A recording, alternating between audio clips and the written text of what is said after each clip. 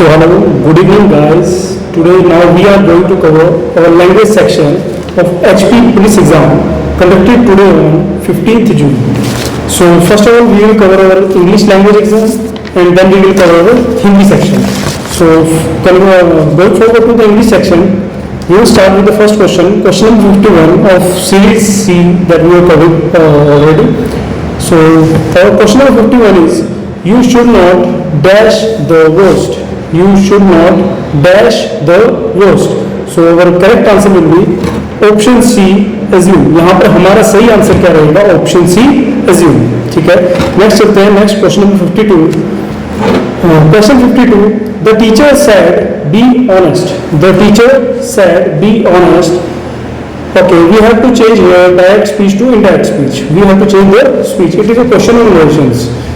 So here our correct answer will be, so हमारे पास यहाँ पर दिया गया है the teacher said, comma inverted commas, be honest. ठीक है. सो यहाँ पर क्या है, ये एक ऐसा सेक्शन है जो हमारे पास इंपेरेटिव में आता है. इंपेरेटिव में हमारे पास इसका सही आंसर क्या रहेगा? ऑप्शन बी सही रहेगा इसमें, क्योंकि यहाँ पर क्या है, हमको एडवाइस की जा रही है ना. The teacher said be honest. So यहाँ पर क्या है, ये एडवाइस है. ठीक है. So it will be change according to the advice. So the teacher advise me. अगर यहाँ पर जो क्वेश्चन रहता है वो मी का रहता है कि मी क्यों आया, जबकि हमारे पास यहाँ पर पर्सन तो नहीं दिया. लेकिन जब भी ऐसा क्वेश्चन आता है तो वहां पर हमको क्या करना पड़ता है, वहां पर हमें एज्यूम करना पड़ता है, क्योंकि the teacher said be honest. तो कहाँ किसका होगा? मुझे रहा हो तभी मैं बता रहा हूँ, तो मैं अपने लिए क्या यूज करूंगा? मी यूज करूंगा. तो इसलिए होता है यहाँ पर. ठीक है, to be honest. Okay, to के साथ बी आता है. ठीक है. Next question number 53. The police arrested the thief. Active words to passive words. ठीक है. और the police arrested the thief, according to अगर हम सेंटेंस चेंज करते हैं इसको, द पुलिस क्या है? ये एक सब्जेक्ट है. ठीक है. अरेस्टेड वो, द थीफ क्या है? ऑब्जेक्ट है. ठीक है. Subject plus verb plus object, जिससे सेंटेंस बनता है. लेकिन जब उसको चेंज करते हैं क्या बनता है? सबसे पहले ऑब्जेक्ट आएगा. ऑब्जेक्ट के बाद हम क्या लगाते हैं? हम इसमें वर्ब लगाते हैं. वर्ब में सबसे पहले हेल्पिंग वर्ब आती है. ठीक है. और हेल्पिंग वर्ब के बाद हमारे पास क्या आती है? Main verb. मेन वर्ब की थर्ड फॉर्म का यूज किया जाता है. उसके बाद हम किसका यूज करते हैं? सब्जेक्ट का यूज करते हैं. ठीक है. इसको हम उसी के अकॉर्डिंग चेंज करेंगे. ठीक है. इसको हम उसी के अकॉर्डिंग चेंज करेंगे. तो हमारे पास क्या है? सबसे पहले क्या उठेगा? The thief. ठीक है. The thief. The thief. अब उसके बाद देखो अरेस्टेड वर्ब की सेकंड फॉर्म है. सेकंड फॉर्म के साथ हम क्या लगाते हैं? ठीक है. वॉज का यूज किया जाता है, वॉज या वर्ब का. लेकिन यहाँ पर द थीफ क्या है? सिंगुलर है. द थीफ सिंगुलर है, सिंगल पर्सन है. तो यहाँ पर उसके साथ क्या लगेगा? वॉज. और यहाँ पर अगर हम यहाँ पर देखते हैं तो हमारे पास ऑप्शन सी ही एक ऐसा है जहाँ पर वॉज तक है, तो आगे चेक करने की जरूरत नहीं थी. ठीक है. वॉज. अरेस्टेड थर्ड फॉर्म हो गया. बाय थर्ड फॉर्म के बाद एक वर्ड यूज होता है जो हम यहाँ मेन वर्ब के बाद यहाँ पर यूज करते हैं. एक वर्ड हमेशा यूज होता है बाय. ठीक है. बाय का यूज करेंगे, उसके बाद क्या लगेगा? Subject the police. ठीक है. तो ऑप्शन सी सही है इसका. नेक्स्ट चलते हैं question number 54. Find the correct sentence. ठीक है. The sun rises in the east. ठीक है. ये सही सेंटेंस है. इनकरेक्ट फाइंड करना है, याद रखना. She goes to school every day. ठीक है. They are go to the market now. देखो यहाँ पर ये बोलने में ही गलत लग रहा है. हमारे पास जो है क्या है? ऑप्शन सी है. जो ऑप्शन सी है ये गलत है. ठीक है. दे आर, यहाँ पर क्या आना था? यहाँ पर आना था they are going. They are going to the market now. ठीक है. तो ऑप्शन सी यहाँ पर क्या है? गलत है. सो अगले क्वेश्चन पे चलते हैं. क्वेश्चन नंबर 55 क्या बोल रहा है? he is dash best player in our team.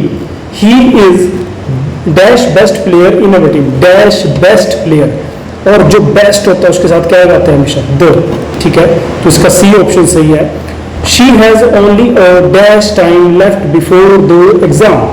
she has only a, देखो many या more तो नहीं आ सकता, क्योंकि वो क्या कह रहा है? वो थोड़ा टाइम को दर्शाने जा रहा है. तो यहाँ पर सही आंसर क्या होगा? Option B, little.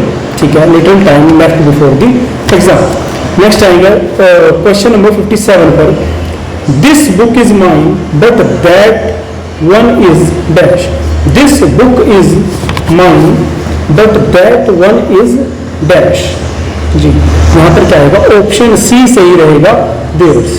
ठीक है, क्योंकि यहाँ पर हर्स का भी नहीं है। ठीक है, ओके नेक्स्ट चलता है क्वेश्चन 48। अच्छा ये क्वेश्चंस जो है जो हमने आंसर की प्रोवाइड की थी उसमें शायद ये गलत हो गया, क्योंकि हमारे पास जो क्वेश्चन है वो थोड़े लिखने में मिस्टेक हो गई है, वो थोड़े अप डाउन हो गए हैं। ठीक है, जिसके कारण कुछ जो ऑप्शंस हैं वो ऊपर नीचे हो गए थे। जैसे कि क्वेश्चन नंबर 67, 68, 69, 70 थोड़े उनमें मिसमर्ज हो गया, तो वो थोड़े अप डाउन हो गया कहीं कहीं पर ना, तो उसकी वजह से कहीं कहीं छोटी छोटी मिस्टेक्स है जो अब आपको नहीं मिलेगी। इसमें डिटेल्ड में हम आपको टोटली कवर कराएंगे जो बिल्कुल एक्यूरेट 100% करेक्ट होगा। ठीक है, नेक्स्ट चलते हैं question number 58। By the next month we shall dash the project. ठीक है, ये अभी भी हाल ही में आया हुआ क्वेश्चन है, शायद ये BEd एंट्रेंस या JBT एंट्रेंस में क्वेश्चन आया था। सेम क्वेश्चन वही है, by the next month we shall dash the project. जी इसका सही आंसर क्या रहेगा, option D, we shall have completed. ठीक है, क्योंकि देखो यहाँ पर क्या बोला, by the next month we shall dash the project, कि हम उसको कंप्लीट कर चुके होंगे, तो वहां पर क्या इसका यूज होगा, हैव कंप्लीटेड। नेक्स्ट चलते हैं question number 59। She said comma inverted commas do you like ice cream. ठीक है, coma inverted commas do you like ice cream, इसमें डायरेक्ट टू इनडायरेक्ट, ठीक है, ये भी नरेशन का है। तो शी सेड, जी पहली चीज शी सेड, आखिरी में किस चीज का यूज हुआ है, क्वेश्चन मार्क का यूज किया गया। तो मतलब क्या है, कैसा सेंटेंस है ये, इंटेरोगेटिव सेंटेंस है। और इंटेरोगेटिव सेंटेंस को कैसे चेंज करते हैं हम, आस्क्ड लगाकर। कैसे चेंज करते हैं हम, इसमें किसका यूज करते हैं, आस्क्ड का यूज करते हैं ना, पूछा गया है। तो ऑप्शन ए तो बिल्कुल ही गलत है, यहाँ पर सैड का यूज किया गया है।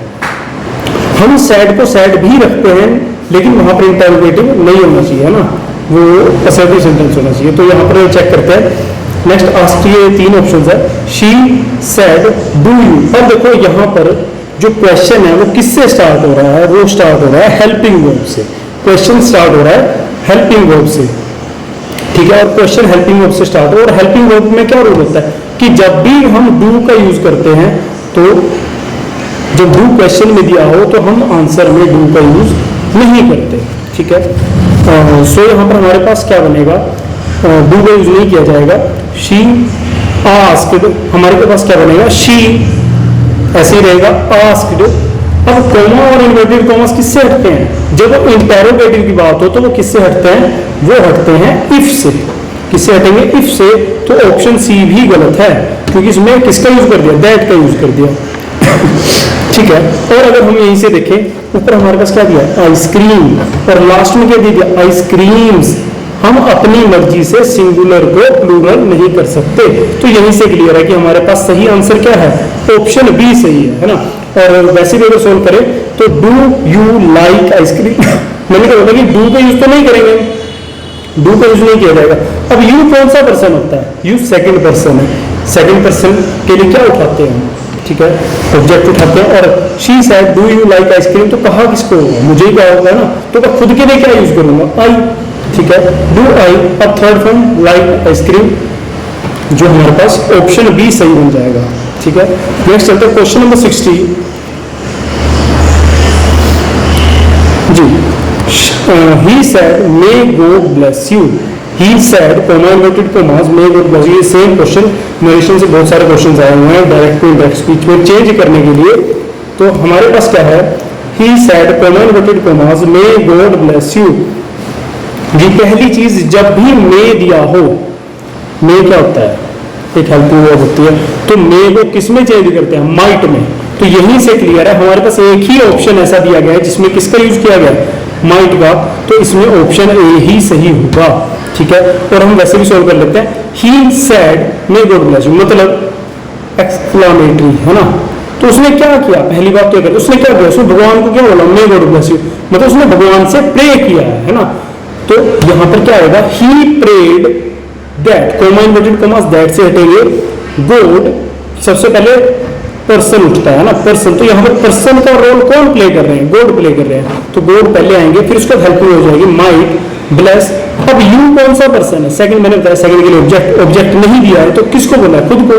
तो अपने लिए हम क्या यूज करते हैं, सब्जेक्ट। जैसे आई है आई क्या है? सब्जेक्ट है। इस सब्जेक्ट से जब हम ऑब्जेक्ट बनाएंगे तो आई का क्या बन जाता है? मी। अच्छा, एक चीज होती है पोजेसिव, एक चीज क्या होती है? पोजेसिव। अच्छा, पोजेसिव क्या होता है? जो रिलेशन शो करता है। मान लो कहीं पर पोजेसिव हो तो आई का पोजेसिव क्या बनता है? पोजेसिव माई।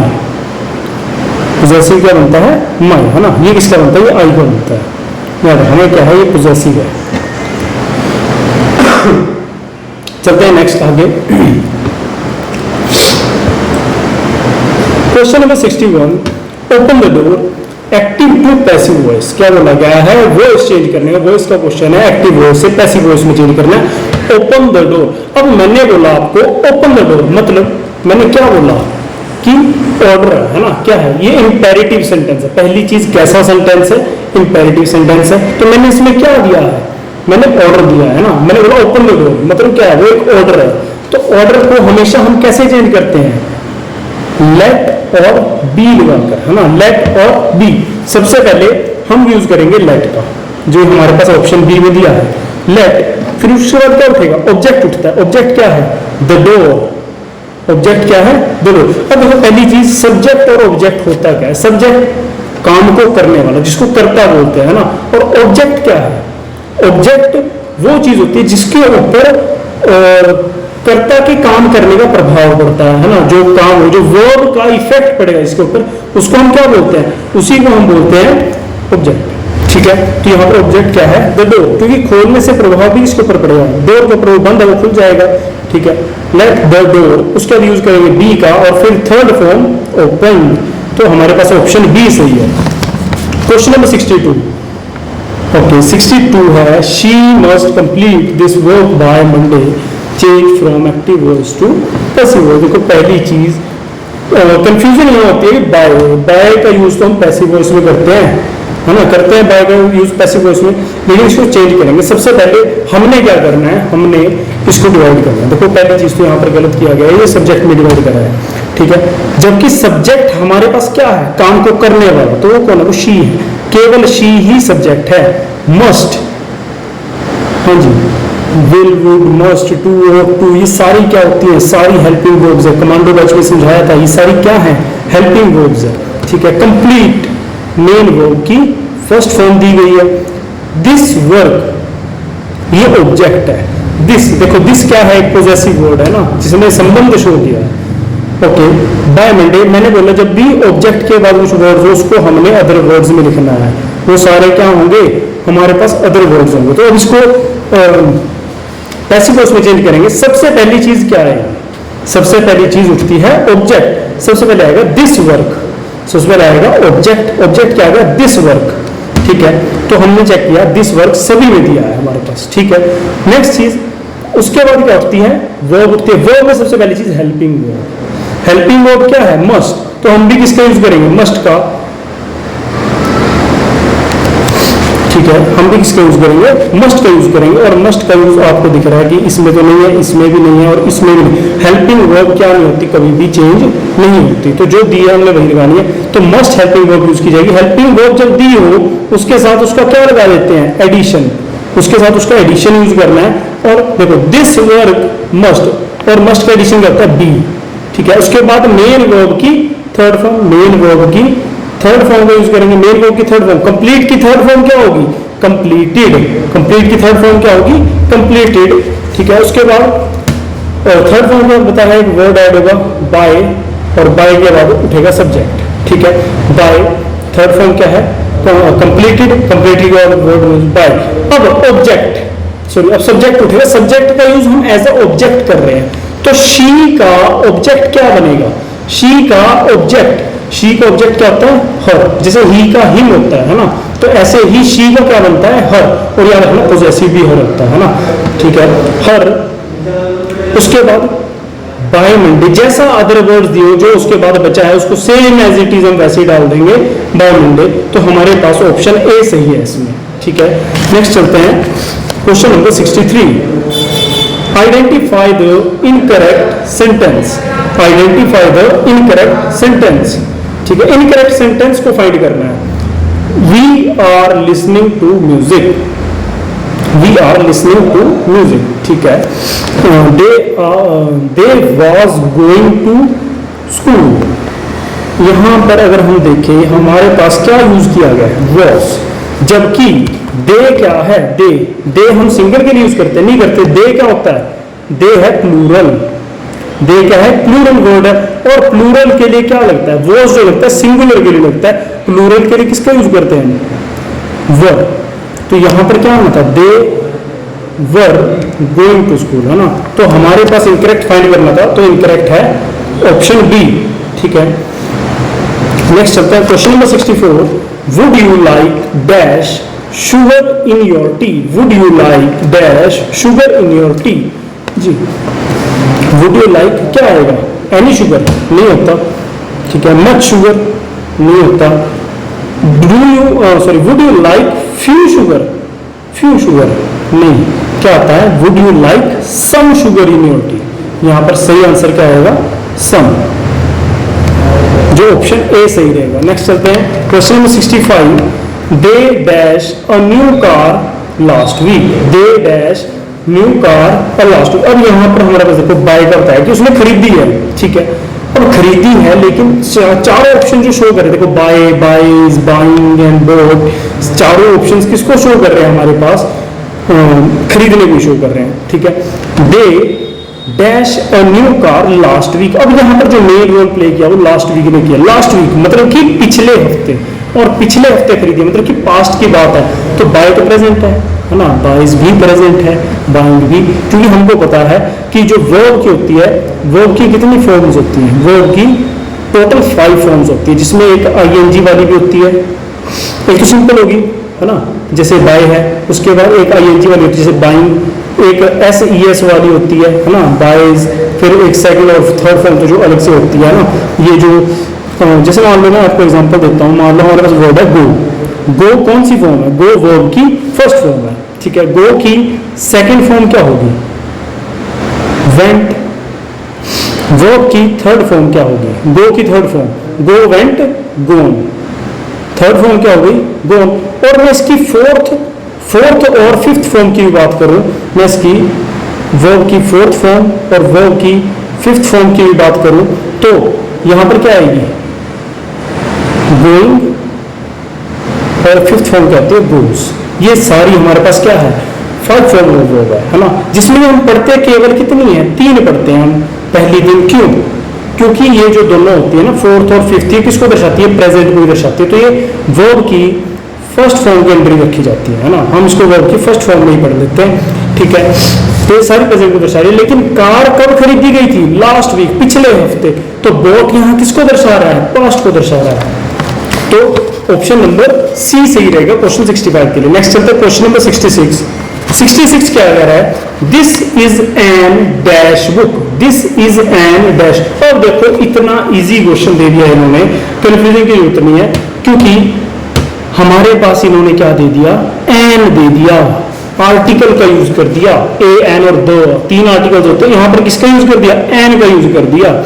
एन किसके साथ लगता है, हमेशा एन का यूज किया जाता है वोवल्स के साथ, है ना, वोवल्स के साथ। और यहां पर वोवल किस ऑप्शन में है, वोवल से शुरुआत किसके लिए, क्यों वोवल है, नहीं है, एस वोवल है, नहीं है, एस वोवल है, नहीं, केवल आई वोवल है ना, ए ई आई ओ यू। वोवल्स कौन से होते हैं, ए ई आई ओ यू, ये सारे क्या है, 5 हमारे पास वोवल्स होते हैं, ठीक है। तो यहां पर क्या आना था, इंटरेस्टिंग आना था, ठीक है, this is an interesting book. Next चलते हैं क्वेश्चन नंबर 67 पर, ठीक है, 67 की बात करते हैं। From the choices given below pick out the correct one to complete the following sentence, ठीक है। इन सभी में से करेक्ट फाइंड करनी है सेंटेंस को कंप्लीट करने के लिए, और हमारे पास क्या दिया है, we would like to inform you dash, ठीक है, we would like to inform you dash, okay, हम आपको इन्फॉर्म करना चाहेंगे क्या, that you have been selected for the job, ठीक है, ये करेक्ट लग रहा है, that you will have been selected for the job, ठीक है, हैव के साथ क्या बीन ही आता है, ठीक है, you will have been selected for the job, that you had been selected for the job, that you are been selected for the job, ये तो नहीं आएगा। That you are being selected नहीं होता कभी भी। तो इसमें जो हमारे पास सही आंसर है वो है option A. We would like to inform you that you have been selected for the job, you have been selected, क्योंकि विल हैव बीन हमारे पास यहाँ विल की आवश्यकता ही नहीं है, तो यहाँ पर ये हमारे पास दोनों ही गलत हो रहे हैं और एग्जैक्ट आंसर ही आ रहा है ना, क्योंकि had been, you we would like to inform you that you had been selected, कि आप सिलेक्ट हो चुके हैं, तो ये क्या कह रहा है, we would like to inform you, हम इन्फॉर्म करना चाहेंगे। ठीक है, नेक्स्ट क्वेश्चन नंबर 68 पे चलते हैं। Pick out the rightly spelled words. जी, कौन सा वर्ड बिल्कुल स्पेल्ड है? यहाँ पर देखो डबल डी आता है, नहीं है। ठीक है, occurrence भी गलत है, अलाउंस भी गलत है, ऑप्शन बी सही है, एक्यूरेसी। ठीक है, एक्यूरेसी। नेक्स्ट चलते हैं question number 69। Pick out the correct sentence among the following. ये जो क्वेश्चन थे ये हमारे पास उसमें आंसर किए थोड़े गलत हो गए थे, क्योंकि क्वेश्चन लिखने में थोड़ा मिस्टेक हो गई थी, वहां पर 68 मिसिंग हो गया था, अप डाउन चले गए थोड़े क्वेश्चंस, तो यहाँ पर करेक्ट है। Pick out the correct sentence among the following. क्या पूछा गया है? करेक्ट पूछा गया है। ठीक है, हमारे पास क्या पूछा गया है? करेक्ट सेंटेंस पूछा गया है। क्या देखेंगे? First, I have lived here for 10 years। ठीक है, I have been living here since 10 years। I have been living here since का यूज हम फिश टाइम पीरियड के साथ करते हैं ना, जहां पर एग्जैक्ट दे दिया कि इस साल से है ना। ठीक है, I am living here since 2014। जी, यहाँ पर फिक्स तो दिया लेकिन ये सेंटेंस ही गलत बन रहा है, आई एम का यूज नहीं आएगा यहाँ पर। ठीक है, क्योंकि वो दर्शाना चाह रहा है ना कि मैं पहले से रहता आ रहा हूँ, तो वहां पर हैव का ही यूज आएगा, आई एम वाले तो नहीं आएंगे, तो ये दोनों तो गलत हो गए, है ना। तो यहाँ पर सही आंसर क्या है? ये भी मैंने बताया कि यहाँ पर सिंस के साथ 10 years नहीं आना चाहिए था, तो हमारे पास ऑप्शन ए सही है, I have lived here for 10 years। ठीक है, नेक्स्ट चलते हैं क्वेश्चन नंबर 70। देखो 70 के हर जगह आपको अलग आंसर्स मिलेंगे। ठीक है, लेकिन इसका जो करेक्ट आंसर है, जिसके ऊपर पूरी खोजबीन कर हम आए हैं आपके आगे, तो इसका जो करेक्ट आंसर आएगा, देखो हमारे पास क्वेश्चन क्या दिया है, rising prices are dash universal phenomenon. ठीक है, डैश यूनिवर्सल फिनोमिनन। अच्छा, इसकी बात करते हैं। हमारे पास फिल इन द ब्लैंक्स है, और फिल इन द ब्लैंक किस उसमें से है? आर्टिकल्स में से है, ए, एन और द फिल करना है। अगर आपने यहां पर यूनिवर्सल में यू देखा, यू क्या है? वोवल है, और उठाकर एन लगा दिया तो वो गलत है, क्योंकि हमारे पास यहाँ साउंड देखी जाती है कि वोवल मतलब कि स्वर की साउंड बनाओ, है ना। जैसे आप यू बोलेंगे, यूनिवर्सल, शुरू में साउंड किसकी आ रही है? यू, मतलब कि यू की साउंड आ रही है, मतलब कि वाई डबल ओ की साउंड आ रही है। तो यहाँ पर ये तो क्या नहीं है, ये तो वोवल्स नहीं होते ना, ये वोवल्स नहीं है, तो एन तो नहीं आ सकता। ठीक है, अब rising prices are dash universal phenomena. अगर आप सोचते हैं यूनिवर्सल और वो क्या है? वो फिक्स्ड है। जी नहीं, यहाँ पर आप द का यूज भी नहीं कर सकते, क्योंकि हम यहाँ फिक्स नहीं कर सकते, है ना। हम द उसी के साथ फिक्स कर सकते हैं जो सिंगल होगा ना, जिसके बारे में हमको पता है कि इकलौता है, ऐसा और नहीं। लेकिन यूनिवर्सल फिनोमेना बहुत है ना, राइजिंग प्राइसेस आर, अगर हम द यूनिवर्सल फिनोमेना करें, क्योंकि खाली वही यूनिवर्सल फिनोमेना नहीं है, और भी यूनिवर्सल फिनोमेना, ये उन सभी में से एक है, तो हमारे पास ऑप्शन सी सही रहेगा, ए। ठीक है, rising prices are universal phenomena. ठीक है, तो आगे बढ़ते हैं। अच्छा, ये हमारे पास जो है इंग्लिश का जो सेक्शन है वो कंप्लीट होता है, इंग्लिश का सेक्शन हमारे पास यहीं पे कंप्लीट होता है। अब चलते हैं हमारे नेक्स्ट सेक्शन की ओर, और नेक्स्ट सेक्शन हमारे पास रहेगा हिंदी। ठीक है, हिंदी का सेक्शन भी इसी वीडियो में कवर कर लेंगे, तो अलग अलग तो फिर दिक्कत पड़ती है कि एक रीजनिंग की भी हो चुकी है पहले। जी, क्वेश्चन नंबर 71 क्या कह रहा है? गुरु गुड़ ही रहे चेले शक्कर, गुरु गुड़ ही रहे चेले शक्कर। तो इसका अर्थ क्या होता है कि जो चेला है वो गुरु से भी आगे बढ़ गया, है ना, वो गुरु के जो गुरु से विद्या लेकर वो उससे भी आगे निकल गया, तो इसका ऑप्शन बी सही रहेगा, 71 का बी सही रहेगा। ठीक है, नेक्स्ट, मुझे सांप से बहुत डर लगता है, मुझे सांप से बहुत डर लगता है, हमें क्या पूछा गया? रेखांकित पद संज्ञा का प्रकार है। देखो डर में पूछा कि डर में कौन सी संज्ञा है। जी, और डर की बात करें, व्यक्तिवाचक संज्ञा है? डर नहीं है, क्योंकि व्यक्ति तो हम उसको बोलेंगे ना जो निश्चित हो, है ना, जहां पर हम किसी के बारे में कह सकते हैं कि इकलौता इसके जैसा और कोई नहीं है। तो डर क्या होता है? डर एक भाव है ना, जिसको हम क्या नहीं कर सकते, हम देख नहीं सकते, हम उसको महसूस कर सकते हैं। तो इसमें क्या आएगा? ऑप्शन बी, ये कमांडोवाचक में तौर पर आए थे ऐसे वो, जो यहाँ पर ये क्या होती है? भाववाचक संज्ञा होती है। ठीक है, इसका है ऑप्शन बी सही है, भाववाचक संज्ञा। नेक्स्ट आता है क्वेश्चन 73। मैं घर जाकर पढ़ लिया करता हूं, इस वाक्य में मुख्य क्रिया क्या है? मैं घर जाकर पढ़ लिया करता हूं, जी, मैं घर जाकर पढ़ लिया। उसने पूछा कि मुख्य क्रिया क्या है? मुख्य क्रिया, पहली चीज क्रिया के ऊपर क्या होती है? वाक्य की समाप्ति होती है ना। करता हूं, क्या करता हूं? पढ़ लिया करता हूं। तो मुख्य क्रिया क्या है? मैं घर जाकर, घर जाने के बाद भी वो क्या कर रहा है? वो पढ़ रहा है। तो यहाँ पर मुख्य क्रिया क्या है? पढ़। ठीक है, जो उसका कैसा रूप है? एक धातु रूप है ना। इसमें पढ़ना, ना का हमने प्रयोग नहीं किया, लेकिन है तो एक क्रिया का ही रूप है ना, इसका मूल रूप है धातु। ठीक है, नेक्स्ट चलते हैं 74 क्वेश्चन। एक तुम ही थे जिस पर मैं भरोसा कर सकता था, रेखांकित पद अव्यय का प्रकार है। जी, पहले बात करेंगे अव्यय क्या होता है। अव्यय, अव्यय वो शब्द होते हैं जिसको हम क्या बोलते हैं? जिसको हम अविकारी शब्द भी बोलते हैं। क्या बोलते हैं इनको? हम अविकारी शब्द। अविकारी शब्द क्या होते हैं? जिसमें हम लिंग, वचन और काल के आधार पर क्या नहीं कर सकते? कोई भी बदलाव नहीं कर सकते। जैसे यहाँ पर ही शब्द पूछा गया है। ठीक है, पहली चीज ही शब्द क्या है? अव्यय है। ठीक है, और कैसा अव्यय? समुच्चय बोधक क्या होता है? समुच्चय बोधक की बात करते हैं। समुच्चय बोधक क्या होता है? समुच्चय बोधक वो शब्द होते हैं जो काम क्या करते हैं? जो जोड़ने का काम करते हैं। जैसे और, अथवा, या, किंतु, परंतु, जो दो शब्द या दो वाक्यों को जोड़ने का काम करें। जो क्या काम करते हैं? जोड़ने का काम करते हैं। तो क्या यहाँ पर ये जोड़ने का काम कर रहा है? जी नहीं, किसी ने तो किसी वाक्य शब्द को नहीं जोड़ा। ठीक है, नेक्स्ट बात करते हैं संबंध बोधक। संबंध बोधक क्या होते हैं? जो शब्द वाक्य में प्रयुक्त शब्दों के बीच में संबंध दर्शाते हैं। क्या इसने संबंध दर्शाने का काम किया? और संबंध बोधक होते हैं जैसे के आगे, के पीछे, है ना, के दाएं, के बाएं, की ओर, ये सारे क्या है? संबंध बोधक है। तो यहाँ पर कोई ऐसा शब्द नहीं है ही। तो अब बात करते हैं निपात। अब दोनों भेद जो कर दिए निपात। जी, ही शब्द क्या है? निपात। पहली बात, निपात कौन सा शब्द होता है? निपात वो शब्द होते हैं जिसके बिना भी वाक्य क्या होगा? पूरा, वाक्य का अर्थ पूरा होगा, है ना, वाक्य का अर्थ नहीं बदलेगा। ही ऐसा ही शब्द है। मान मैं हटा देता हूँ, जैसे बोला है एक तुम ही थे जिस पर मैं भरोसा कर सकता था, मैं ही हटा देता हूँ। एक तुम थे जिस पर मैं भरोसा कर सकता था। एक तुम थे जिस पर मैं भरोसा कर सकता था। वाक्य के अर्थ में बदलाव नहीं आया, वाक्य का अर्थ सेम रहा। तो एक कैसा शब्द है? निपात शब्द है। अब कैसा शब्द है? कैसा निपात है? देखो, निषेधार्थ, क्या ये निषेध मनाही कर रहा है? नहीं, मनाही तो नहीं कर रहा। ये कैसा शब्द है? बलदायक। जो वाक्य में क्या भर रहा है? एक विशेष प्रकार का बल भर रहा है ना। एक तुम ही थे, ही शब्द ने क्या करा? एक वाक्य में एक विशेष प्रकार का बल भरा, तो ही शब्द क्या हो गया? बलदायक, निपात हो गया। ठीक है, इसका ऑप्शन बी सही रहेगा। नेक्स्ट चलते हैं क्वेश्चन नंबर 75। किस शब्द में संयुक्त स्वर का प्रयोग नहीं हुआ है?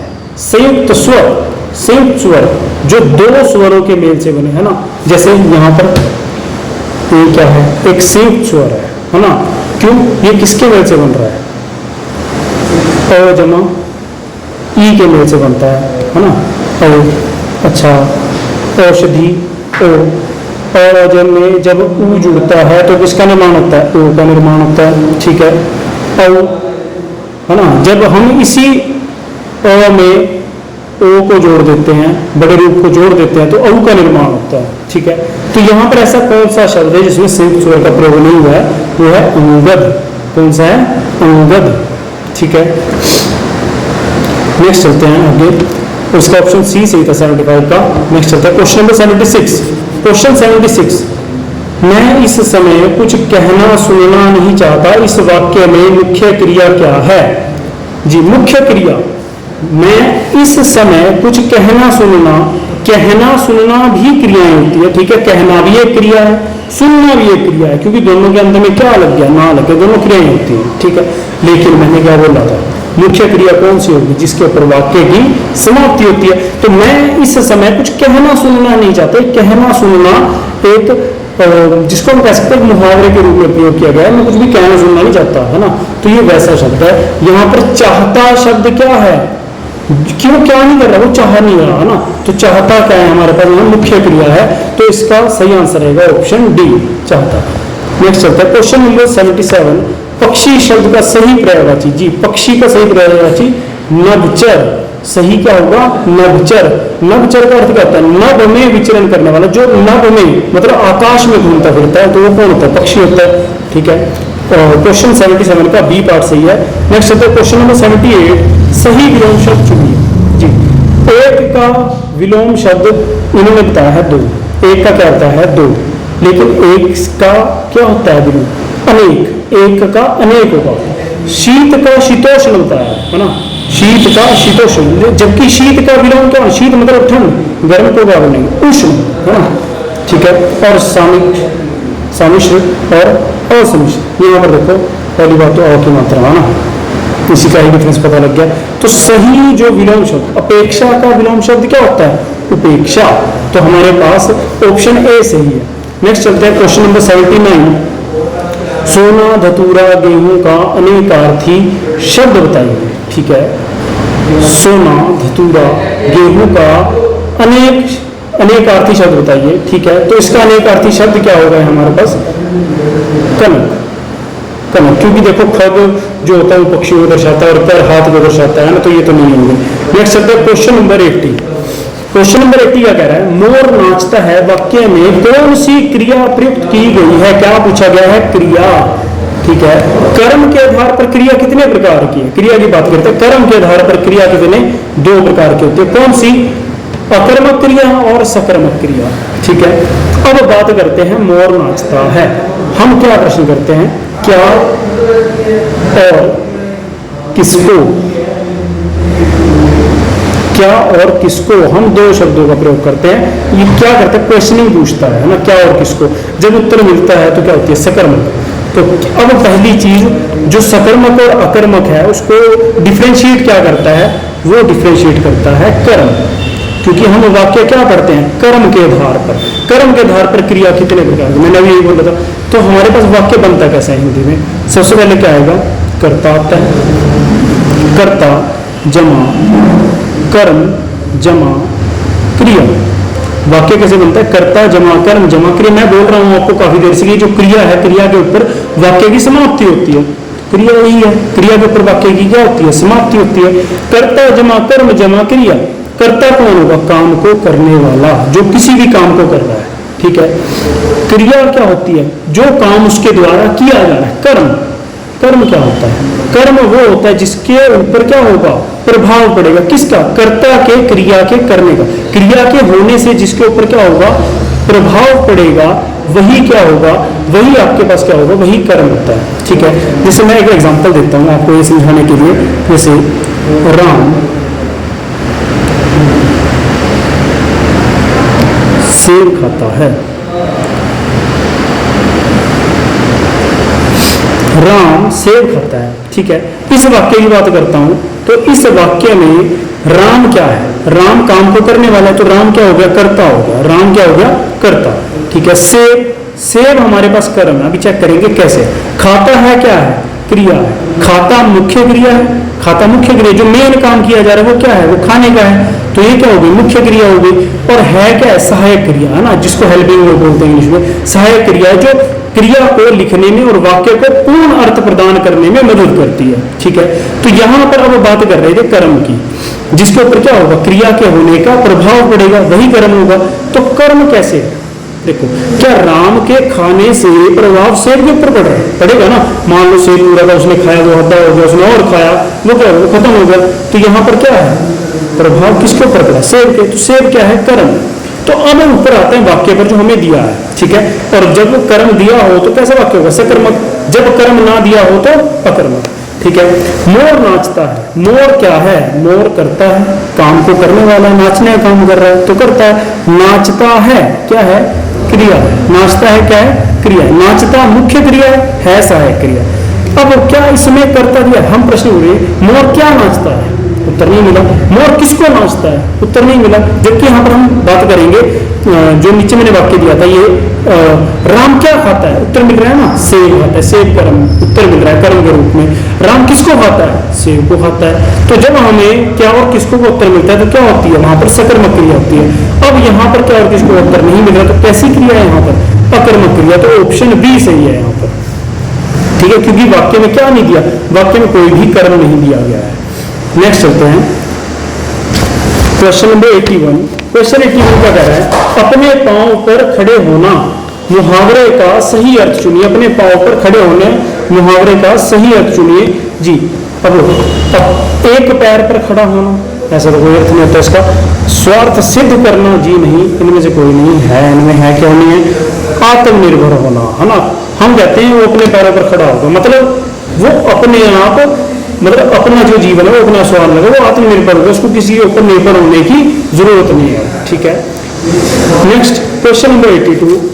हाथ कंगन को आरसी क्या, और हाथ कंगन को आरसी क्या और पढ़े लिखे को फारसी क्या, है ना। तो क्या कह रहा है, लोकोक्ति का सही अर्थ चुनिए, ठीक है। क्वेश्चन 82 देखो, प्रत्यक्ष को प्रमाण की आवश्यकता नहीं होती, प्रत्यक्ष को प्रमाण की आवश्यकता नहीं होती, यही इसका बिल्कुल सही अर्थ है। क्वेश्चन 82 का सही आंसर होगा बी। नेक्स्ट चलते हैं क्वेश्चन 83। भाषा की लघुत्तम इकाई चुनिए जी, भाषा की लघुत्तम।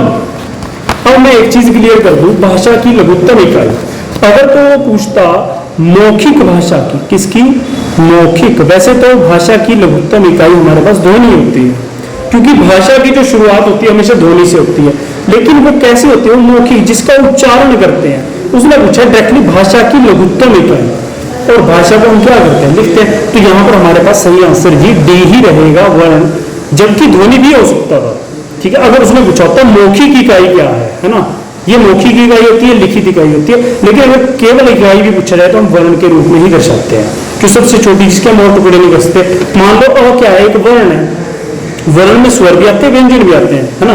तो वर्ण है, या मान लो कोई भी है, आप इनके टुकड़े नहीं कर सकते, है ना, आप इनके टुकड़े नहीं कर सकते। तो हमारे पास ये क्या होगा, आप इनके टुकड़े नहीं कर सकते, दोनों क्या है, दोनों वर्ण है, और इनके टुकड़े नहीं कर सकते, मतलब कैसी है, सबसे छोटी का ये लघुत्तम, लघुत्तम मतलब छोटी, जबकि ध्वनि भी छोटी का होती है। मैंने बोला आप इसके टुकड़े नहीं कर सकते, लेकिन वो कैसी, वो मौखिक है। हम यहाँ पर लिख कर देख रहे हैं, तो यहाँ पर सही आंसर इसके अकॉर्डिंग डी रहेगा। नेक्स्ट चलते हैं क्वेश्चन 84। चांद का एकार्थी शब्द चुनिए, चांद का एकार्थी, ठीक है, जिसका एक ही अर्थ हो, है ना। तो ऐसा कौन सा है, मैं, इसका सही आंसर क्या होगा, मैं। Next question number 85। जो शब्द लिंग वचन, जो शब्द लिंग वचन कारक काल और पुरुष के कारण परिवर्तित नहीं होते हैं, ऊपर पुरुष देने की जरूरत है, लेकिन इन्होंने लिंग की बात कर दी है ना। जो शब्द लिंग वचन कारक या काल के कारण परिवर्तित नहीं होते, तो वो कौन से शब्द, अभी क्लियर करके हटाऊं, अभी ऊपर क्लियर करके हटाऊं, कौन से, अविकारी शब्द। और अविकारी को हम और क्या बोलते हैं, अव्यय, है ना। कि हम विकार के आधार पर शब्द पढ़ते हैं दो प्रकार, विकारी और अविकारी। मैंने बोला जिसमें परिवर्तन ना हो, लिंग वचन और काल के आधार पर, वो कौन से होते हैं, वो अव्यय होते हैं, ठीक है, जिनमें हम कोई परिवर्तन नहीं कर सकते, ठीक है। जैसे शब्द है यहाँ, आप यहाँ में लिंग का परिवर्तन नहीं कर सकते, ठीक है, और काल का परिवर्तन नहीं हो सकता, कारक का नहीं हो सकता, वचन का नहीं हो सकता, ये सारे। तो ये 4 प्रकार का होता है। अव्यय याद रखना कितने प्रकार का होगा, मुख्यतः 4 प्रकार का होता है, और जिसमें हम क्रिया विशेषण, संबंध बोधक, समुच्चय बोधक और विस्मयादि बोधक पढ़ते हैं, है ना। और एक प्रकार निपात भी काउंट कर लिया जाता है, कि निपात भी क्या होता है ना, इसी का ही एक प्रकार होता है, ठीक है। आगे चलते हैं 86। हिंदी में कितने स्वर, हिंदी में कितने स्वर हैं। देखो इसने ये नहीं पूछा कि लेखन के आधार पर, प्रयोग के आधार पर, उच्चारण के आधार पर, शुद्ध स्वर, ऐसा कुछ नहीं पूछना, इसने डायरेक्टली पूछ लिया कितने स्वर हैं। तो किसी के आधार पर 9, 8 या 7 स्वर तो होते ही नहीं, 11 होते हैं। किस आधार पर, प्रयोग के आधार पर, ठीक है। तो सही आंसर रहेगा ऑप्शन डी 11। नेक्स्ट चलता है क्वेश्चन नंबर 87। समुच्चय बोधक अव्यय के कितने वेद हैं, ठीक है। समुच्चय बोधक जो अविकारी शब्द होता है, अभी बताया समुच्चय बोधक होता है अविकारी, है ना, उसके कितने वेद हैं, उसके 2 वेद होते हैं। कितने वेद होते हैं, उसके 2 वेद होते हैं। नेक्स्ट चलते हैं क्वेश्चन नंबर 88। हार मान लेना, ठीक है। हार मान लेना के लिए कौन सा मुहावरा प्रयुक्त होगा? गले पड़ना, जी नहीं। कलेजा फटना, नहीं। जान पर खेलना, ये भी नहीं होगा। तो सही आंसर क्या होगा? घुटने टेकना। घुटने टेकना मतलब कि हार मान लेना। हम कहते हैं घुटने टेकना मतलब उसने हार मान ली। नेक्स्ट आएगा, निम्नलिखित में से विशेषण छांटिए। जी, इसमें सही विशेषण कौन सा है? ऑप्शन सी सही है, सत्य। सोना चांदी शब्द किस प्रकार की संज्ञा है? सोना चांदी शब्द किस प्रकार की संज्ञा है? ये व्यक्तिवाचक नहीं है, क्योंकि हम देखो जो भी चीज को हम नाप तोल कर या माप कर लेते हैं वो कैसे शब्द होते हैं? वो द्रव्यवाचक संज्ञा होती है ना। जिस चीज को भी नाप तोल कर या माप कर लिया, अब सोना या चांदी को हम नाप तोल कर लेते हैं, मान लो तेल आ जाता, गेहूं आ जाता, आटा आता, चीनी आता, तो सारी क्या है? वो द्रव्यवाचक संज्ञा है ना। तो यहाँ पर हमारे पास सही आंसर क्या होगा? ऑप्शन सी, द्रव्यवाचक संज्ञा। ठीक है जी। और इसी के साथ हमने जो है सारा पेपर जो है वो सोल्व करवा दिया है। क्या इसी के साथ विदा लेता हूँ, धन्यवाद। अगला कोई भी एग्जाम आएगा तो उसका भी हम डिटेल्ड आंसर की आपके साथ लेकर आएंगे, तो इसीलिए हमारे यूट्यूब चैनल को सब्सक्राइब करें और वीडियो को लाइक करें। धन्यवाद।